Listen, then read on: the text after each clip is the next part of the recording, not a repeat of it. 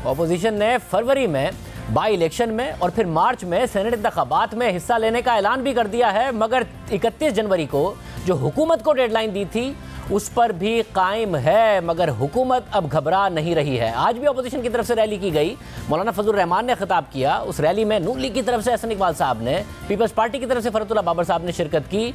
और अब हुकूमत कह रही है कि जी आप आ जाएं, अगर आपने इस्लामाबाद भी आना है, आप आकर इलेक्शन कमीशन के बाहर भी आपने एहतजाज करना है तो करें। हमारे साथ सीनियर सहाफ़ी तज़कियाकार हामिद मीर साहब और फारूक हुसैन साहब मौजूद हैं। आप दोनों का बहुत शुक्रिया। हामिद मीर साहब, अब जो हालात हो गए हैं उसके बाद ये मामला उस तरफ जा रहा है कि अपोजिशन अपनी फेस सेविंग ढूंढेगी, कोई समझौता करेगी, या वाकई हुकूमत के लिए कोई खतरा रह गई है? देखें शाहजेब खानज़ादा साहब, जो सूरत हाल है ना वो बड़ी ही कॉम्प्लिकेटेड है।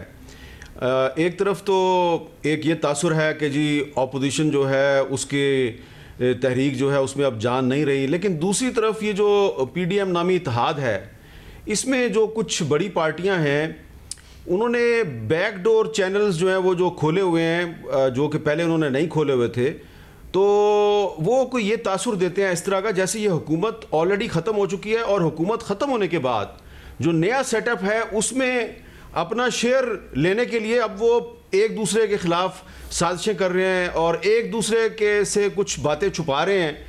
और बड़ी एक इंटरेस्टिंग, बड़ी दिलचस्प लेकिन बहुत ही कॉम्प्लिकेटेड सिचुएशन है। ख़ास तौर पे जब हम प्राइवेटली को बात करते हैं पीपल्स पार्टी के लोगों से, तो उनसे जब यही हम सवाल करते हैं जो सवाल आपने मुझसे किया है कि भाई आप बाई इलेक्शन में भी हिस्सा ले रहे हैं, आप सेनेट में भी के इलेक्शन में भी हिस्सा ले रहे हैं, तो ये आपने जब ये करना था तो पहले आपने ये चीज़ों का ख्याल क्यों नहीं किया, ये चीज़ें आपने पहले डिस्कस क्यों नहीं की? तो वो कहते हैं जी सिचुएशन चेंज हो गई है और अब हमें अपने फ्यूचर का देखना है। जब हम उनसे पूछते हैं कि ये बताइए कि आपकी गुफ्तगू से तो ऐसा लग रहा है कि ये इमरान खान की हुकूमत ख़त्म हो गई है और अब आप नए सेटअप में अपना हिस्सा तलाश कर रहे हैं, बल्कि आप तो ये इस तरह की बातें करें कि इलेक्शन होने वाला पाकिस्तान में नया, तो वो ये नहीं बताते कि ये हुकूमत किस तरह जाएगी और शायद वो चीज़ें कुछ छुपाते भी हैं। इसी तरह आप देखें कि मुस्लिम लीग नून के कुछ जो सीनियर रहनुमा है उनका एटीट्यूड भी जो है वो अचानक तब्दील हुआ है। उन्होंने भी ज़िमनी इलेक्शन में हिस्सा लेने की हमायत शुरू कर दी, वो भी सेनेट के इलेक्शन में हिस्सा लेना चाहते हैं। तो आज जो बन्नू में जलसा है उस जलसे में बिलावल भुट्टो जरदारी भी नहीं थे, मरियम नवाज शरीफ साहबा भी नहीं थी, लेकिन मौलाना फजलुर रहमान ने एक बड़ा जलसा कर दिखाया आपको। तो ऐसा लगता है कि अब जो PDM की जो जमातें हैं वो मौलाना फजलुर रहमान के साथ अब सिर्फ एक ही नुक्ते पे इत्तेफाक करती हैं और वो नुक्ता यह है कि इस्लामाबाद की तरफ लॉन्ग मार्च करना है, और दूसरी तरफ ये जमातें जो हैं ये बिहाइंड द सीन कुछ ऐसा जोड़ तोड़ कर रही हैं, ऐसी को गुफ्तगू कर रही हैं, बातें कर रही हैं जिसमें इनके अपने इख्तलाफात भी जो हैं वो आहिस्ता आहिस्ता बढ़ते जा रहे हैं, लेकिन साथ ही साथ ये भी हमें तासुर मिलता है कि शायद इनके ख्याल में हुकूमत ख़त्म होने वाली है। तो ये एक बड़ी ही इस्लामाबाद में पेचीदा लेकिन बड़ी दिलचस्प सूरत हाल है। फारूक साहब, 31 जनवरी की डेडलाइन तो फारिग ही समझी जाए, क्योंकि मार्च तक इन्होंने ना लॉन्ग मार्च करना है और सेनेट इंतखाबात में भी हिस्सा लेना है। उसके बाद भी आपको कोई PDM का ऐसा मामला नजर आता है कि ये हुकूमत के लिए कोई खतरा रह गई हो? शाहजेब साहब, मेरा ख्याल है PDM के साथ जो एक बड़ा मसला हुआ है वो ये हुआ है कि उनकी जो एक स्ट्रैटेजी थी, जो भी स्ट्रैटेजी थी, वो अब काफ़ी हद तक कमज़ोर होती नज़र आ रही है। इन्होंने जिस तरीके से अपना एक यूनिफाइड स्टांस जो है वो बनाया था और कहा था कि हम जनवरी तक जो है वो आर या पार कर देंगे, मेरा ख्याल है वो इनसे मिसकैलकुलेशन हुई, क्योंकि इन्होंने वो बड़ा हदफ तो हमारे सामने रख दिया, लेकिन उस हदफ तक पहुंचने का जो तरीक़ाकार था, जो डिटेल्स थी, वो शायद ये वर्कआउट नहीं कर पाए और उसमें शायद PMLN और JUI जो थे उन्होंने कुछ अपने मफरूज़े अपने सामने रखे हुए थे और पाकिस्तान पीपल्स पार्टी जो थी वो किसी और डगर जो है वो चल रही थी। तो उसकी रोशनी में अब हुआ ये है कि 31 जनवरी की डेडलाइन, जैसा कि आपने कहा, वो मेरा ख्याल है अब बहुत हद तक जो है वो गैर फ़ाल हो गई है। इलेक्शन होंगे, ज़िमनी इलेक्शन होंगे, सेनेट इलेक्शन होंगे, उसके बाद अब ये कहा जा रहा है कि मौसम बेहतर होगा तो लॉन्ग मार्च होगा, लेकिन मेरा ख्याल है तब तक जो मोमेंटम ये बना रहे थे 3-4 महीने से, उस मोमेंटम को ये चंद एक रैली से बरकरार रखना जो है वो मुश्किल होगा, क्योंकि उस मोमेंटम में वो काट नहीं है जिसकी जरूरत है। तो मेरे ख्याल है हुकूमत के ऊपर अगर वो खतरा था भी सही तो बहुत हद तक वो कम हो गया है। और ये हुकूमत की अपनी किसी हिकमत अमली की वजह से हुआ आपके ख्याल में, या खुद अपोजिशन ने बड़ी अनरियलिस्टिक अपने लिए डेडलाइंस रखी थी, ना मौसम का ख्याल किया, ना सेनेट इंतखाबात का पहले देखा और हुकूमत को डेडलाइंस दे दी? मेरे ख्याल में दोनों तरफ जो है वो ये इसका क्रेडिट और ब्लेम जो है वो दिया जा सकता है। ऑपोजिशन ने अपना होमवर्क दुरुस्त नहीं किया, जो आपस के जो पार्टी के मफादात थे उनको वो उस तरीके से जम नहीं कर पाए। अगर जो पीडीएम का एक ग्रैंड अगर कोई स्ट्रैटेजी होती है उसमें नहीं कर पाए, और जो ऑपरेशनल डिटेल्स थी कि गवर्नमेंट को कैसे निकाला जाएगा उसका जवाब वो आज तक नहीं दे पाए। गवर्नमेंट की तरफ से मेरे ख्याल में एक उन्होंने काम जो है वो बड़ा मौसर किया है, वो ये कि जो बयानिया बनाया है उन्होंने, वो उससे उन्होंने इस्तीफों का मामला जो है वो इमरान खान, वजीर आज़म इमरान खान के इस्तीफे से घुमा कर और अपोजिशन के इस्तीफों पर डाल दिया। तो पूरी जो डिबेट का रुख था वो बड़ी मौसर तरीके से गवर्नमेंट ने जो है वो मोड़ कर अपोजिशन पर डाला और उनको एक दिफाई पोजीशन अपनाने पर मजबूर किया। और हामिद मीर साहब, ये इस वक्त ऐसा लगता है जैसे नून लीग ये तासुर देती है कि हम तो जी दोनों तरफ ही राजी हैं, अगर मौलाना की बात मान ली जाए उस पर भी राजी हैं, वरना पीपल्स पार्टी की बात मान लेंगे, बस हम चाहते हैं पीडीएम का प्लेटफॉर्म ना टूटे। मगर मौलाना और पीपल्स पार्टी में क्या वाकई बहुत ज़्यादा इख्तलाफात हैं? 27 दिसंबर को मौलाना सिंध नहीं आए, उसके बाद बिलावल भुट्टो जरदारी भी नहीं नजर आए हैं किसी ऐसे यूनिफाइड प्लेटफॉर्म पर, तो क्या इख्तलाफात ज़्यादा हो गए हैं? देखें शाहजेब साहब, एक बड़ी सिंपल चीज़ है, उससे आपको सारी बात समझ आ जाएगी। देखें, जो पीपल्स पार्टी ने जो बड़े बड़े जलसे किए हैं अभी तक, जो इवेंट्स किए हैं, वो दरअसल पीडीएम के इवेंट्स नहीं थे। जो उन्होंने 18 अक्टूबर को कराची में जलसा किया, वो 18 अक्टूबर को हर साल सानिया सारसाज का जलसा करते हैं। फिर उन्होंने 30 नवंबर को जो मुल्तान में किया, तो वो हर साल यौम तासीस मनाते हैं, उन्होंने मनाना ही मनाना था। फिर उन्होंने जो 27 दिसंबर को जलसा किया, वो पीडीएम का जलसा तो नहीं था, वो तो मोहतरमा बेनज़ीर भुट्टो की शहादत का जलसा हर साल वो करते हैं। तो उन्होंने अपने जलसे जो हैं उनको पीडीएम के जलसों का रंग दिया और कहा जी हम ये पीडीएम की क़यादत भी यहाँ पे आ रही है। तो पीपल्स पार्टी ने कोई पीडीएम का हट के कोई स्पेशल जलसा कोई नहीं किया। कोयटा में जलसा था, वहाँ पे बिलावल साहब नहीं गए, पेशावर के जलसे में वो आ गए, लाहौर के जलसे में वो गए, लेकिन ये जलसों की मेज़बानी कोई और जमातें कर रही थी। अब ये सारी सूरत हाल जो है उसको आप सामने रखिए, उसमें आप ये बिल्कुल ये कह सकते हैं कि पीडीएम की जमातें जो हैं उनकी जो हिकमत अमली थी, उनकी जो स्ट्रेटजी थी, उसमें कमज़ोरियाँ थी। लेकिन दूसरी तरफ मैं बिल्कुल भी इस बात से इत्तफाक नहीं करता कि हुकूमत जो है वो बिल्कुल रिलैक्स है और बिल्कुल ठीक जा रही है और उसको अब कोई ख़तरा नहीं है। हुकूमत की इस वक्त सारी की सारी तवज्जो सिर्फ और सिर्फ अपोजिशन पे है। हुकूमत जो बड़े फैसले कर रही है वो उन फैसलों का मकसद ये है कि किसी तरीके से जो अपोजिशन की जो स्ट्रेटजी है, अपोजिशन की तहरीक है, उसको नाकाम बनाया जाए। कभी वो सेनेट का इलेक्शन पीछे ले आते हैं, कभी वो कहते हैं जनाब कि हम जो सीक्रेट बैलेट है उसको ख़त्म करना चाहते हैं, इसके लिए हमारे से ताउन करें। और अब एक तरफ कोयटा में जो है वो हज़ारा बरादरी का धरना चल रहा है, वज़ीर आज़म जो है वो तर्जुमानों के इजलास में उस पर बात नहीं करते, वो अपने तर्जुमानों से कहते हैं कि पीपल्स पार्टी पे अटैक कर दो, पीपल्स पार्टी की करप्शन को सामने लेके आओ, क्योंकि उनको शक पड़ रहा है या उनके पास कोई इन्फॉर्मेशन है कि शायद पीपल्स पार्टी जो है वो कोई ऐसा गेम प्लान जो है उसका हिस्सा बन रही है जिसका अल्टीमेटली तहरीक इंसाफ की हुकूमत को नुकसान होगा। तो इसमें यकीनन इसमें मुझे तो कोई शक नहीं है कि मौलाना फजलुर रहमान और पीपल्स पार्टी के दरमियान मामला ठीक नहीं है। लेकिन दोबारा ये कहूँगा कि मौलाना फजलुर रहमान ने आज बिलावल भुट्टो जरदारी और मरियम नवाज शरीफ साहबा के बगैर जो बन्नू में एक बड़ा जलसा कर दिया है, तो उन्होंने ये मैसेज दे दिया है सिर्फ हुकूमत को नहीं बल्कि इन दोनों पार्टियों को भी कि मैं आपके बगैर भी इतने बंदे इकट्ठे कर सकता हूं, और अगर वो इतने बंदे इस्लामाबाद में ला सकते हैं तो यकीनन फिर उनको इन दोनों पार्टियों की ज़रूरत नहीं है। और वैसे भी मौलाना फजलुर रहमान के जो उनके इर्द गिर्द जो लोग हैं वो उनको ये अक्सर मैंने खुद कहते सुना है कि हमें पीपल्स पार्टी की इस्लामाबाद के लॉन्ग मार्च के लिए तो वैसे भी ज़रूरत नहीं है, इनके पास तो इस्लामाबाद रावलपिंडी में बंदे ही नहीं है। लेकिन पीपल्स पार्टी का अपना इंटरेस्ट इस बात में है कि पीडीएम में मौजूद रहे, उसका हिस्सा बनी रहे, क्योंकि अगर वो पीडीएम में रहेगी तो उसकी बार्गेनिंग पोजीशन बनेगी। तो पीडीएम के अंदर रह के पीपल्स पार्टी ने अपनी बार्गेनिंग पोजीशन को मजबूत बनाया। लेकिन मौलाना फजलुर रहमान ने आज बन्नू में बिलावल और मरियम नवाज शरीफ के बगैर एक जलसा करके उन्होंने अपनी पोजीशन को ज्यादा मजबूत बना लिया। और इमरान खान साहब जो हैं वो भले तासुर जो भी दें, उनके वज़रा तासुर जो भी दें कि पीडीएम टूट गई है, इख्तलाफात हो गए हैं, लेकिन उनकी तवज्जो पाकिस्तान के नेशनल इश्यूज़ पे नहीं है, उनकी तवज्जो अवाम के मसाइल पे नहीं है, उनकी तवज्जो सिर्फ और सिर्फ पीडीएम पर है। इसका मतलब यह है कि पीडीएम बदस्तूर उनके लिए खतरा है। फाउज़िन साहब, आप क्या देख रहे हैं? आपको लग रहा है कि हुकूमत के पास, ज़ाहिर है अब 2.25 साल निकल गए, वज़ीर आज़म ने खुद ने भी अपनी कारकर्दगी के हवाले से एतराफ़ किया, तैयारी ना होने का भी एतराफ़ किया। अब जब कहते हैं कि हमारी तैयारी हो गई है, तो क्या उस तैयारी के साथ फोकस भी है कि मुआशी तरक्की हो, मईशत बेहतर हो, कारकर्दगी पर फोकस हो, या आपको अभी भी वो फोकस नहीं नज़र आ रहा है? देखिए शाहजेब, दो बड़ी इंटरेस्टिंग डेवलपमेंट्स हुई इस हवाले से जो आपने सवाल किया। पहला तो ये कि जब पीडीएम ने ये अपनी सारी मूवमेंट शुरू की तो उसको जो रंग दिया गया था वो एक नजरियाती रंग था कि ये इस तरह की मूवमेंट है जिससे ये निज़ाम बेहतर होगा, जिससे एस्टैब्लिशमेंट का रोल जो है सियासत में वो कम होगा और एक रीअलाइनमेंट ऑफ डेमोक्रेटिक फोर्सेज होगी। तो एक बड़ा गोल रखा गया था और उस पर एक बड़ी बात, एक बड़े नारे के साथ उन्होंने ये मूवमेंट शुरू की।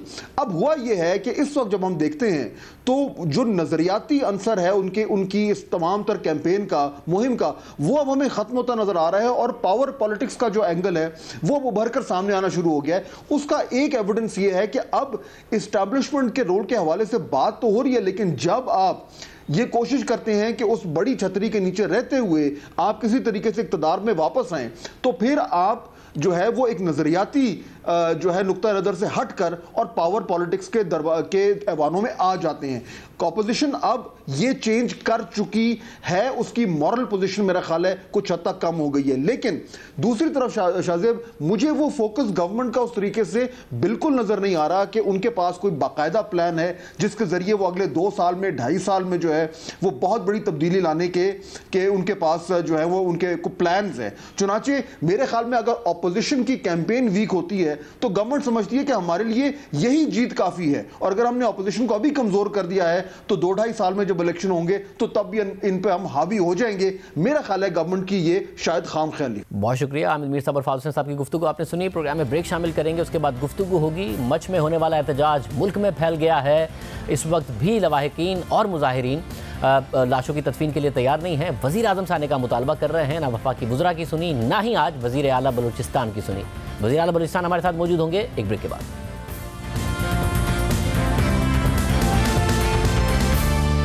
मुसलसल चौथा दिन है मच में होने वाले 11 कानकनों के कत्ल के खिलाफ कोयटा मगरबी बाईपास पर हज़ारा बरादरी का धरना जारी है।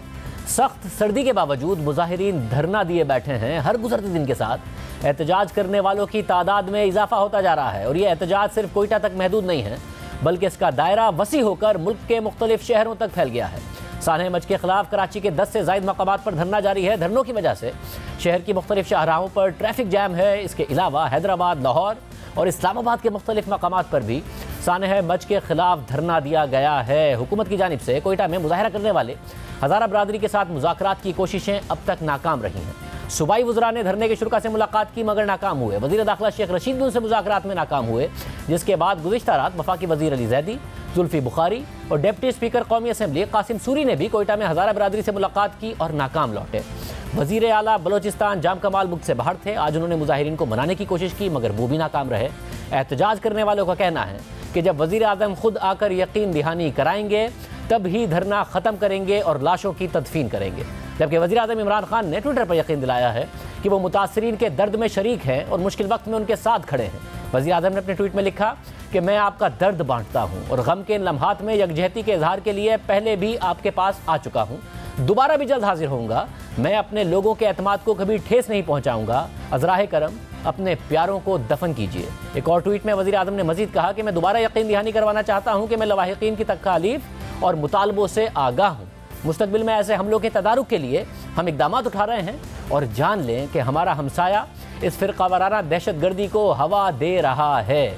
मगर धरना जारी है और मुजाहिरीन वज़ीर आज़म इमरान खान का इंतज़ार कर रहे हैं। माजी में जब कोयटा में दहशतगर्दी हुई थी और इमरान खान अपोजिशन में थे, उस वक्त उन्होंने क्या कहा था, सुनिए।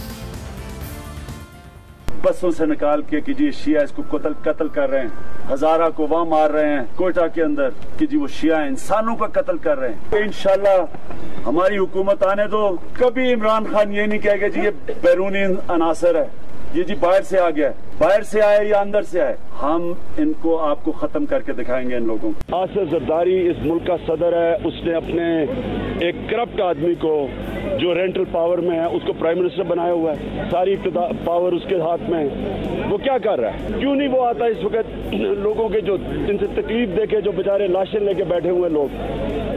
मैं उसका भी कहता हूँ बलूचिस्तान की गवर्नमेंट में सारी पार्टी शामिल है। नून लीग के 2 मिनिस्टर बैठे हैं, पीपल्स पार्टी के मिनिस्टर बैठे हैं, काफ लीग के वजीर बैठे हुए हैं। ये क्या कर रहे हैं? हम इंशाल्लाह आपको दहशतगर्दी खत्म करके दिखाएंगे। मैंने ये कहा हुआ पहले भी, ये 90 दिन के अंदर खत्म हो सकती है अगर आप गैर जानिबदार पुलिस लेके आए।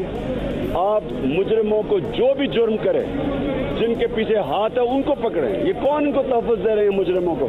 इसी तरह 2017 में जब उस वक्त के वजीर आजम नवाज शरीफ ने कोयटा और पारा चनार में दहशतगर्दी के वाकयात के बाद वहां जाने के बजाय बहावलपुर का दौरा किया था, तो इमरान खान ने उन पर तनकीद करते हुए कहा था कि बदकिस्मती से वजीर आजम ने सिर्फ बहावलपुर जाने का इंतखाब किया, कोयटा और पारा चनार में हमारे लोग सोग में हैं। क्या नवाज शरीफ बलूचिस्तान और फाटा के वजीर आजम नहीं हैं? आज इमरान खान वजीर आजम हैं। हज़ारा बरादरी 11 कानकनों के बेदर्दी से कत्ल पर दुख में है और मुंतज़िर है कि वजीर आजम उनके पास आएँ और उनकी बात सुने, मगर ना वजीर आजम वहाँ गए और ना ही अपोजिशन की क़यादत अब तक वहाँ गई है। मगर अब नून लीग की नायब सदर मरियम नवाज ने ट्वीट किया है कि मैं अपने वालिद नवाज शरीफ की हिदायत पर इंशाअल्लाह कल ये इल्तिजा लेकर अपनी बहनों और भाइयों के पास जा रही हूँ कि वो अपने प्यारों को अल्लाह के हवाले कर दें।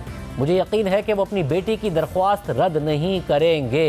वज़ीर आला बलूचिस्तान जाम कमाल खान आज धरने में गए और उन्होंने मुजाहिरीन से मुज़ाकरात करने की कोशिश की मगर नाकाम रहे। इस वक्त वो हमारे साथ मौजूद हैं, उनसे बात करेंगे। जाम कमाल साहब, बहुत शुक्रिया हमें शो में ज्वाइन करने के लिए। जाम साहब, एक लम्हा फिक्रिया नहीं है आपके लिए? आप सूबे के वज़ीर आला हैं और सूबे के अवाम का आप पर एतमाद नहीं है। वो चाहते हैं वज़ीर आज़म आएंगे तो धरना ख़त्म होगा और लाशों की तदफीन होगी। जी, मैं आज उनके पास, जैसे मेरी भी जब मैं उनके साथ बैठा था तो मैंने कहा सूबे के अंदर एक 18वीं तरमीम के बाद बहुत सारे ऐसी चीजें होती हैं कि जो उस सूबे के लोग एक अपने चीफ एग्जीक्यूटिव के साथ ही वही रोल होते हैं और वही उस सूबे के अंदर बहुत सारे काम कर सकते हैं जो शायद कोई वजीर आजम या कोई और फेडरल मिनिस्टर नहीं कर सकता। लेकिन आपको याद होगा कि माजी में कुछ, जैसे आज भी मैं उनके पास तो गया था तो मैंने कहा आप इंसिस्ट क्यों कर रहे हैं वजीर आजम के आने का? तो उन्होंने अपना एक बड़ा वैलिड पॉइंट दिया और उनका वैलिड पॉइंट ये था कि जी जब जरदारी साहब के दौर में ये वाकया हुआ तो वफाकी हुकूमत ने उनसे कुछ वादे किए थे और वो वफाकी हुकूमत ने जो वादे किए थे वो 23 पॉइंट्स ऐसे थे जिनका हम सवाल वफाकी हुकूमत से करना चाहते हैं कि उन्होंने उस पर क्या पेशरफ्ती की। आप डेफिनेटली वो इस पॉइंट ऑफ व्यू से एक बड़ा उनका एक वैलिड पॉइंट बनता है जिसके हवाले से वो वफाकी हुकूमत में खासकर सरबराह मुल्क जो वजीर आजम है उनसे इसीलिए मिलना भी चाहते हैं, उनसे बात भी करना चाहते हैं और अपना प्रोटेस्ट और अपनी डिमांड्स डायरेक्टली उनके सामने रखना चाहते हैं जो कि माजी के एक फेडरल गवर्नमेंट ने उनके सामने रखे थे। मगर फेडरल गवर्नमेंट के वुज़रा आए मगर वो नहीं उन्हें मना सके, तो अब क्या रास्ता निकाला जाएगा? क्योंकि वजीर आजम ने कहा है वो आएंगे मगर अभी वजीर आजम नहीं आ रहे। जी, आज हमने अभी उनके वफ्द मुझसे कंटिन्यूसली अभी भी हम उनके वफूद कुछ थे उनसे हमारी मुलाकात भी हुई है, मेरी बात भी हुई थी, जो कुछ स्कॉलर्स भी हैं उनसे हुई थी कि कम से कम ने कहा था कि हम ये कम से कम कर लें कि दफनाने के अमल को हम कर लें और साथ साथ वैसे ही वजीर आजम साहब आएंगे फिर हम आप अपनी एजिटेशन भी उनके सामने रखिएगा, उनसे पूरा खुल के बात भी कीजिएगा। अब कन्विंस हम कोशिश कर रहे हैं लेकिन शायद उनका मौकफ अभी तक इसी चीज पे बरकरार है कि जब तक वजीर आजम साहब नहीं आते तो दफनाने का अमल इस लिहाज तक मुश्किल है। हाँ, अगर लवाकिन मान जाते हैं तो वो इस बात पे राजी हैं कि वो शायद आज भी दफना दें, कल भी दफना दें। तो इस सूरत में आप वजीर आजम से क्या कहेंगे कि वो बात की जगह फौरी तौर पर आ जाएं? आप वजीर आजम से क्या मुतालबा करेंगे? जी बिल्कुल, मेरे ख्याल से वही है कि वजीर आजम तो देखें हर सूरत वैसे भी आएंगे, अगर इसी दौरान आ जाए तो इंशाल्लाह बेहतर होगा। साथ ही रियासत पाकिस्तान की ज़ाहिर जिम्मेदारी है कि अपने शहरियों का तहफ़्फ़ुज़ करे, उनकी जान और माल का तहफ़्फ़ुज़ करे। हज़ारा बरादरी के लिए माजी में भी हमने देखा कि किस किस्म के वाक़यात हुए। बहुत सारे लोग जो जा सकते थे चले गए, मुख्तलिफ़ ममालिक में असाइलम लिया, जो नहीं जा सकते थे गैर कानूनी तरीके से जाने की कोशिश की। फिर इसके अलावा कुछ लोग जो वहाँ मौजूद हैं उनके साथ इस किस्म के वाक़यात हो जाते हैं। रियासत पाकिस्तान की जिम्मेदारी नहीं है कि उनसे किए गए वादे पूरे करे, उन्हें तहफ़्फ़ुज़ दे? मैं शाहजेब साहब ये बात कहूंगी कि पिछले अगर आप तकरीबन 3-4 साल का रिकॉर्ड निकाल लें और उससे पहले का निकाल लें तो चीजों में बहुत बेहतरी आई है। इन चीजों को बहुत हद तक कम किया गया है, बहुत सारे ऑपरेशंस किए गए, हालात बहुत बेहतर हो गए। यही हज़ारा कम्युनिटी जिनके अंदर पिछले 1-1.5 साल में मैं कई फंक्शंस में गया हूँ, ये बहुत हमारे शहर के अंदर इनका बड़ा अच्छा सा माहौल बन गया था। ये सारी एफर्ट्स हुई थी जिनकी वजह से ये माहौल बहुत बेहतर हो गया था। लेकिन यकीनी तौर पे एक बहुत सारे अंसर ऐसे भी हैं जो इस शायद अच्छाई को पसंद भी नहीं करते कि ये चीजें क्यों बलूचिस्तान में हो रही हैं और पाकिस्तान खासकर बलूचिस्तान में क्यों हो रही हैं, और उनको डिस्टेबलाइज करने के लिए वो अपनी मुसलसल कोशिश करते रहते हैं। ग्वादर में किया है, तुर्बत में किया है, कोयटा में किया है, हरनाई में किया है और ये इतना बड़ा सानिया हुआ है। तो हम देखें दोनों चीजों को अपने साथ रख रहे हैं कि हम अपनी जिम्मेदारी की डेफिनेटली देखें। मैं नहीं कहूँगा कि हम वॉर जोन में हैं लेकिन बलूचिस्तान एक ऐसा एरिया बना हुआ है, और खासकर केपी के एरिया, जहां इस तरह की वारदातें दुश्मन अनासर मरसद करते हैं। तो हम ये अगर सोच लें कि यह बिल्कुल खत्म हो जाएगा, पाकिस्तान में कोई वारदात नहीं होगा, तो ये मेरे ख्याल ये हम अपनी तसल्ली के लिए तो कह सकते हैं, लेकिन हमें हर चीज के लिए तैयार होना चाहिए और अपनी तैयारी को बेहतर करते हुए अपने इलाकों को मजीद और अच्छा सिक्योर करना चाहिए। बहुत शुक्रिया। जाम कमाल साहब हमारे साथ मौजूद थे। वो भी कह रहे हैं कि वज़ीर आज़म से वो यही कहेंगे कि अगर बाद में आना है तो अभी आ जाएं, ताकि कम से कम तदफीन का मसला हल हो सके, क्योंकि जो इस वक्त लवाहिकीन हैं वो और जो एहतजाज करने वाले हैं वो इस बात के लिए तैयार नहीं हैं कि वज़ीर आज़म के आए बगैर लाशों की तदफीन की जाए। प्रोग्राम में एक ब्रेक शामिल करते हैं। अगला साल पाकिस्तान की मुआशी तरक्की के लिए कैसा होगा? वज़ीर आज़म पुरएतमाद हैं। स्टेट बैंक ने 1.5 से 2.5% तरक्की का टारगेट दिया है। लार्ज स्केल मैन्युफैक्चरिंग में इस माली साल में 5% से ज़्यादा की तरक्की है, जबकि गुज़िश्ता 2 साल में मुसलसल मनफी ग्रोथ रिकॉर्ड की गई। करंट अकाउंट कंट्रोल में है और 5 माह में सरप्लस रहा है। दिसंबर में बरामदात में 18% इजाफा देखा गया है, मगर वर्ल्ड बैंक साल 2021 के लिए जहां दुनिया की 4% तरक्की का टारगेट दे रहा है, यानी कोरोना के बाद एक बड़ी रिकवरी देख रहा है, जनूबी एशिया के खित्ते के लिए 3.3% तरक्की का टारगेट दे रहा है। वहीं पाकिस्तान के लिए 2021 में भी महज 0.5% की तरक्की का टारगेट दे रहा है इस माली साल के लिए, और उससे अगले माली साल यानी 2021-22 के लिए पाकिस्तान की तरक्की का टारगेट सिर्फ 2% दिया गया है, जबकि खित्ते के लिए 2022 में 3.8% तरक्की का टारगेट रखा गया है। भारत की मईशत इस साल कोरोना वायरस से बुरी तरह मुतासिर हुई, मगर अगले साल के लिए वर्ल्ड बैंक 5.4% और उससे अगले साल के लिए 5.2% की तरक्की देख रहा है। बांग्लादेश की मईशत कोरोना के बावजूद मनफी नहीं हुई और अगले साल के लिए 1.6% और उससे अगले साल के लिए वर्ल्ड बैंक 3.4% की तरक्की का तखमीना दे रहा है। चीन के लिए 7.9% और 5.2% तरक्की का तखमीना है, और पाकिस्तान के लिए महज 0.5% इस माली साल और 2% अगले माली साल का टारगेट वर्ल्ड बैंक की तरफ से दिया गया है। साथ ही वर्ल्ड बैंक इस खदशे का इजहार भी कर रहा है कि सर्विसेज सेक्टर में मुआशी रिकवरी के कम इम्कानात हैं, जिससे गुर्बत में इजाफे का खदशा है, क्योंकि यह सेक्टर पाकिस्तानी मईशत का तकरीबन 50% है और कम आमदनी वालों की कमाई का एक अहम जरिया है। और जाहिर है कि इतनी कम तरक्की के साथ ना तो रोजगार के मौके पैदा हो सकते हैं और ना ही वजीर आजम का तेज तरक्की का दावा और वादा पूरा हो सकेगा। इस वक्त महंगाई कंट्रोल में आई है, इंडस्ट्री का पहिया चल रहा है, शरह सूद नीचे है, तो क्या इस सूरत हाल में मजीद सरमायाकारी, मजीद इंडस्ट्री, मजीद तरक्की और बरामदात में मजीद इजाफे की तवक्को की जाए? इस पर बात करेंगे। हमारे साथ माहिर मईशत अकबर ज़ैदी और मारूफ सनतकार आरिफ हबीब मौजूद है। अकबर साहब और आरिफ हबीब साहब, बहुत शुक्रिया आप दोनों का। अकबर साहब, आप समझते हैं कि जो इस वक्त नंबर्स नज़र आ रहे हैं उसके हिसाब से तरक्की बेहतर होगी? ज़रा एक पेसिमिस्टिक व्यू ले रहा है वर्ल्ड बैंक जब 0.5% तरक्की बताता है। साल के मुकाबले में तो जो कुछ भी 20-21 में होगा इस साल में वो बेहतर ही होगा, क्योंकि हमें ये कभी भी नहीं भूल पाएंगे कि ये पिछला साल जो अभी गुजरा है, पिछले हफ्ते कितना बुरा साल था। मनफी 0.4%, -0.4% हमारी जीडीपी की ग्रोथ हुई थी, यानी कि हमारी मईशत सुकड़ी थी। तो उससे बेहतर जो कुछ भी होगा, वजीर आजम कह रहे हो, वर्ल्ड बैंक कह रहे हो, स्टेट बैंक कह रहे हो, आम लोग भी कह रहे हैं, वो एक्सपेक्ट करते हैं कि बेहतर ही होगा। मेरा ख्याल है बेहतर होगा। असल मसला ये है कि कितना बेहतर होगा। देखिए, इतनी बुरी हालत से थोड़ा बेहतर करना कोई बड़े काम की बात नहीं है, कमाल की बात नहीं है। मुझे लगता है कि ऐसे ही होगा कि अगर वो सब फर्ज करिए कि अगर 0.5% ही पे जाता है जो वर्ल्ड बैंक के फिगर्स हैं, इसका मतलब है 1% इसमें इजाफा हुआ, बेहतरी हुई है जीडीपी ग्रोथ की।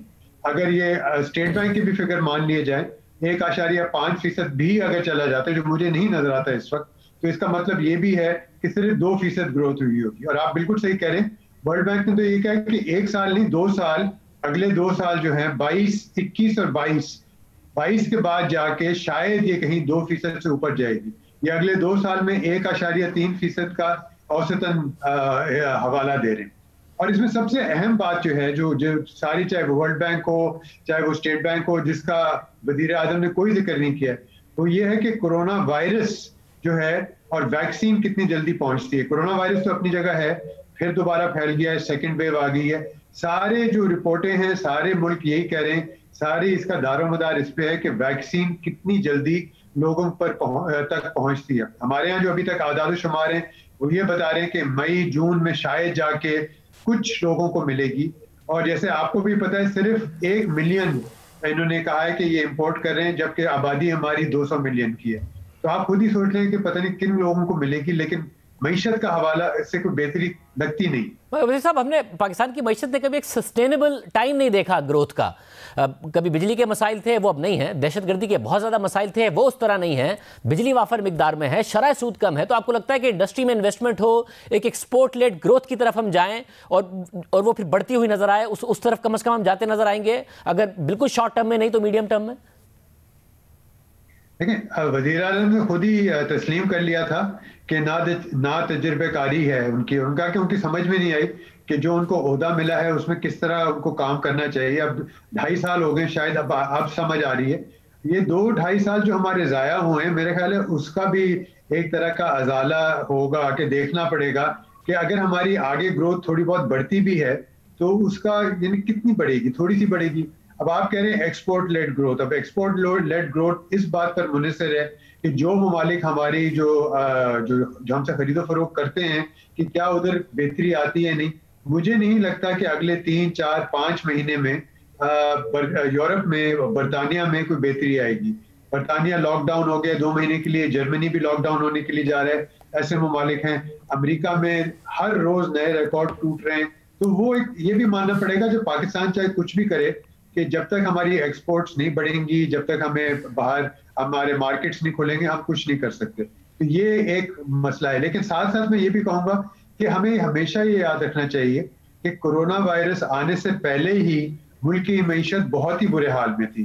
तो वो उसमें आप कोरोना वायरस को एक क्या कहना चाहते हैं, एक एक्सक्यूज के तौर पर आप नहीं कह सकते, क्योंकि उससे पहले ही बहुत बुरी हो गई। मुझे लगता है कि अब 1.9% थी कोरोना आने से पहले। मुझे तो ये नहीं लगता कि इस हुकूमत के अगले 2.5 साल में भी 1.9 या 2% से ज्यादा जाए।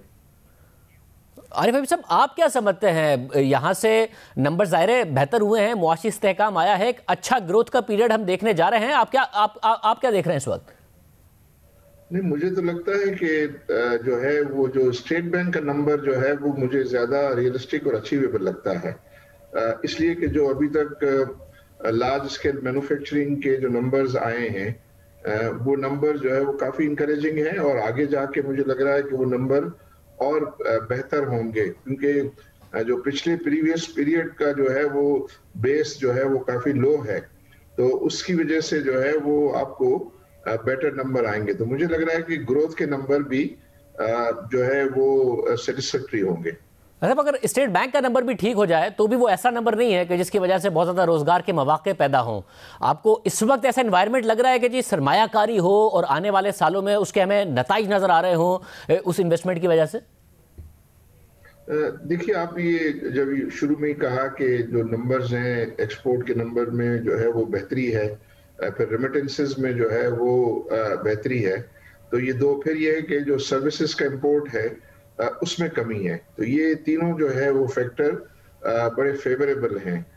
तो उस हिसाब से, और फिर ये है कि जो पोस्ट कोविड जो स्टेट बैंक ने कुछ जो फाइनेंसिंग फैसिलिटीज अवेलेबल की हैं, पर्टिकुलरली जो टर्फ जो है वो बहुत ही कम रेट पर उन्होंने नई इन्वेस्टमेंट के लिए जो फैसिलिटी दी है, वो तकरीबन आप पढ़ते होंगे कि 270 बिलियन से ज्यादा की तो जो है वो डिसबर्समेंट हो गई है, और अभी जो है वो एप्लीकेशन पेंडिंग है, वो 500 बिलियन तक जाने की बात है। तो जिन लोगों को इतने जो सस्ता जो है वो फाइनेंस मिल रहा है, तो वो जो अपनी एक्सपेंशन और अपनी जो नई इन्वेस्टमेंट वो 1-2 साल के बाद करने वाले थे, उन्होंने भी अपनी इन्वेस्टमेंट एडवांस कर ली है। तो उसकी वजह से जो है हम ये देख रहे हैं कि लोग जो है वो एलसीज वगैरह जो है वो खोल रहे हैं, अपनी एक्सपेंशन कर रहे हैं, एंड पर्टिकुलरली जो टेक्सटाइल के अंदर चूंकि इस वक्त मार्केट फेवरेबल है, तो वहाँ जो है वो काफी गहमा गहमी आपको नजर आती है। बाकी लोग भी जो है वो देखा देखी में कि भाई अगर इतना चीप फाइनेंस मिल रहा है for longer period of time 10 साल के लिए, तो उसको जो है अवेल करके और ये इन्वेस्टमेंट जो है वो कर लेनी चाहिए। तो वो तो आई थिंक पॉजिटिव इंडिकेटर जो है वो है। फिर ये है कि सिस्टम में शायद लिक्विडिटी आप देखें हर तरफ से जो है वो काफी बेहतर है। जैसे जो प्रिंसिपल की डिफरमेंट स्कीम है उसने लिक्विडिटी को बहुत सपोर्ट किया। फिर ये जो है सैलरी फाइनेंसिंग है उसने सपोर्ट किया, फिर ये टर्फ जो है उसकी वजह से। और मैं आज देख रहा था कि इस क्वार्टर में जो बैंक्स ने जो है वो कंस्ट्रक्शन फाइनेंस भी कोई 180 बिलियन प्लस का जो है वो डिसबर्स किया है। तो ये जब सिस्टम में सारी जो लिक्विडिटी है उसके डेफिनेटली हम जो है वो पॉजिटिव असरात जो है वो देख सकेंगे मार्केट्स में। तो इस तरह जो है यूं तो जो है वो प्लेटफॉर्म ठीक लगता है। और फिर ये है कि जो रेवेन्यू साइड पे भी आप ये देखेंगे जो लास्ट ईयर के जो रेवेन्यू थे या इससे पहले के रेवेन्यू थे वो 3,900 बिलियन के थे, इस दफा 4,900 बिलियन का टारगेट है।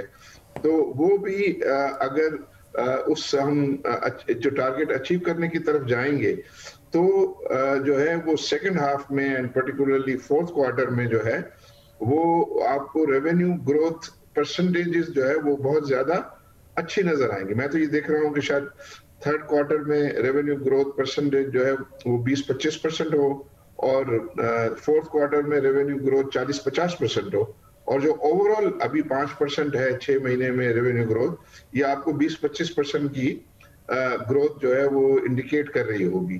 तो उससे भी ये है कि सेंटिमेंट जो है वो पॉजिटिव होने के चांसेस हैं। जो लोग जो है वो साइड लाइन्स पे हैं वो भी ये चाहेंगे कि भाई हम इस पॉजिटिव एनवायरनमेंट में जो है वो अपने आप को पोजीशन करें।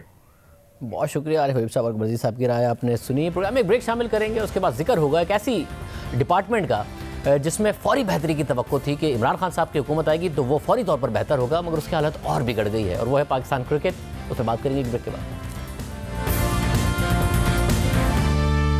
न्यूजीलैंड के हाथों शिकस्त के बाद पाकिस्तान क्रिकेट में तब्दीली की खबरें सरगर्म हैं। टीम सिलेक्शन से लेकर कोचिंग तक हर शोबे पर सवाल उठ रहे हैं। सबसे ज्यादा तनकीद मिसबाह-उल हक पर हो रही है, और जरा ये बताते हैं कि अब उन्हें हेड कोच के ओहदे से भी हटाया जा सकता है। न्यूजीलैंड ने पाकिस्तान को दूसरे टेस्ट में भी 176 रन और 1 इनिंग्स से शिकस्त देकर सीरीज में क्लीन स्वीप कर दिया। न बॉलिंग चली, न बैटिंग चली, न ही फील्डिंग चली।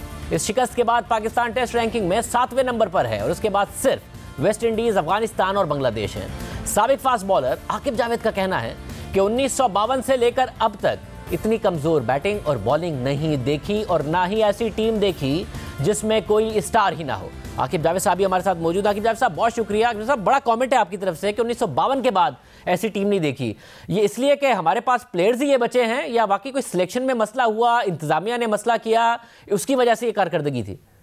2 साल पीछे चले जाए, जब इन्होंने टेक ओवर किया था, उस वक्त की आपकी क्रिकेट, आप T20 में 2 साल लगातार नंबर 1 अनबीटन टीम थे।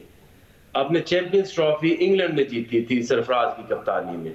आप टेस्ट में आप नंबर 1 भी रहे, फिर आपने 4-5 के ऊपर आप मेंटेन किए हुए थे। अब आप देखें कि जो फैसले किए गए, मिकी आर्थर को हटाया जो कि रिनाउंड कोच है, पिछले 25-30 साल से कोचिंग कर रहा है, उसको रिप्लेस कौन कर रहा है? मिसबाह-उल हक। और मिसबाह-उल हक ने पहले दिन जो कोचिंग की है ना, वो पाकिस्तान नेशनल टीम को कोचिंग की है, लेवल 2 अभी उन्होंने किया रिसेंटली। चीफ सिलेक्टर इंजमामुल हक थे, पहले इंजमाम बने, अब हम मोहम्मद वसीम के ऊपर आ गए। इसी तरह अगर कप्तान की बात करें तो सरफराज आपका I think most successful captain of Pakistan, अगर उसकी आप परफॉर्मेंसेस देखें तो। वहां से हम गिरे और आज हम कहां पे पहुंचे हैं? रिजवान कप्तान है पाकिस्तानी टीम का। तो ये जो पॉलिसी मेकर्स हैं, जो डिसीजन मेकर्स हैं, जिन्होंने इनको अपॉइंट किया, उससे अभी ये पूछना बनता है कि क्या सोच के मिसबाह-उल हक को हेड कोच लगाया, चीफ सिलेक्टर लगाया और बैटिंग कोच लगाया, और फिर क्या ऐसी वजह आपको लगी कि आप यूनुस खान को बैटिंग कोच ले आए और मोहम्मद वसीम को आप चीफ सिलेक्टर ले आए? तो इसका मतलब ये है कि ये जो क्रिकेट बोर्ड में जो डिसीजन मेकिंग हो रही है, दैट इज वेरी पुअर।